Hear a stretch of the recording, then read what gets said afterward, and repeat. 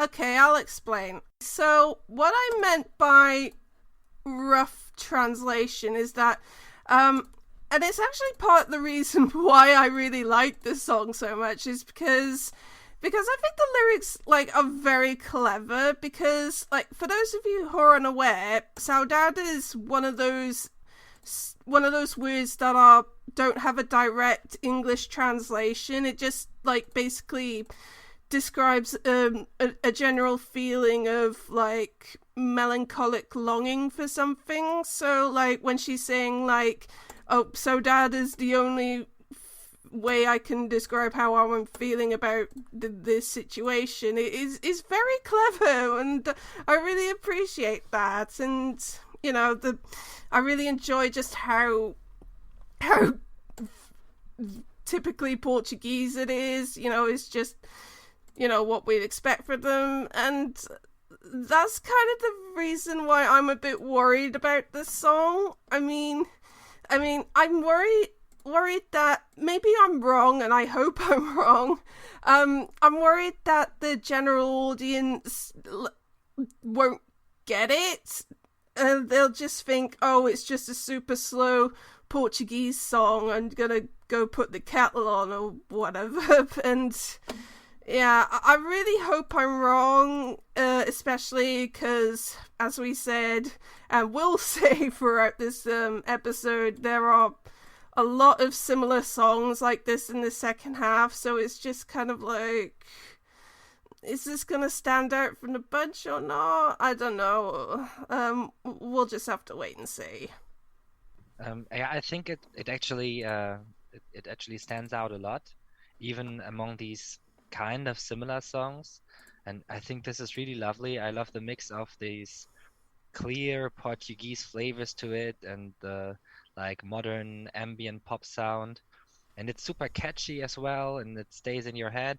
Actually, it took a bit of time to grow on me. I think I liked it the first time, but I think I had to learn to play the song myself to really feel how beautifully it flows, how beautiful these chord progressions are, and all of that. And Huh. it's a bit of a fun story for me, because in 2019 I actually had Mahmood from Italy as my number one for the longest time of the season, to be then overtaken by Portugal. And this year it's the same story for me with Mahmood and Portugal again. Oh, So wow. this is actually my winner for the year, the first song we are talking about today. Yeah, I really love it. And I especially love that Festival de Canção has finally been unfolding all of its potential over the last few years. So many great editions of the festival, so many great new artists. And yeah, this is kind of a dark horse for even for the final, I think.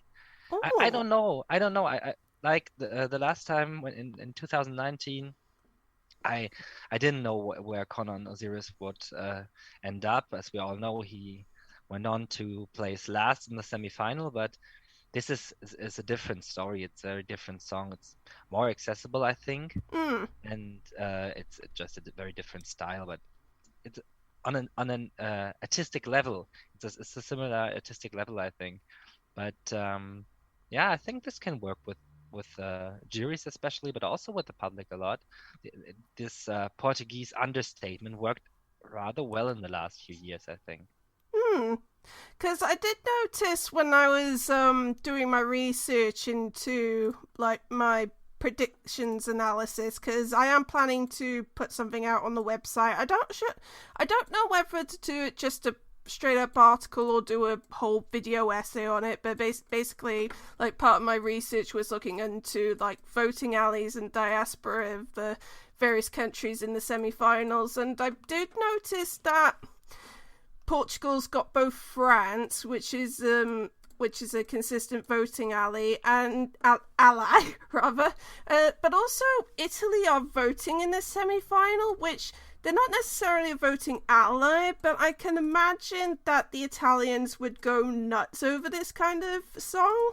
In fact, I've started playing some of the songs to one of my Italian friends who's kind of a casual, she watches the show when it goes out but doesn't follow the national finals, and I played a Portugal song and she was like, oh my god, this is so amazing. So I know it's only one person, but you know, like there's every chance that it could happen with the whole of Italy, but you never know. But yeah, I just wanted to point that out. John, what do you think? Yeah, it's too good not to be in the final, really. Um, it's so beautiful. It's really chill vibes. The harmonies are impeccable.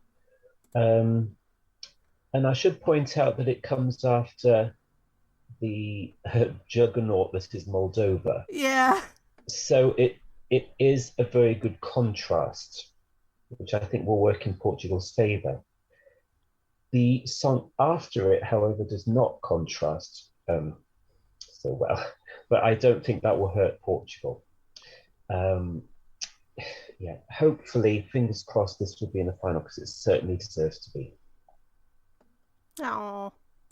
Okay, anything else on Portugal before we do the first scores of this episode? No. No, okay, so I'm going to give this a 4. What about you, John? Yeah, 4 points. And I give it a 5, obviously. And the public, give it a 4 out of 5.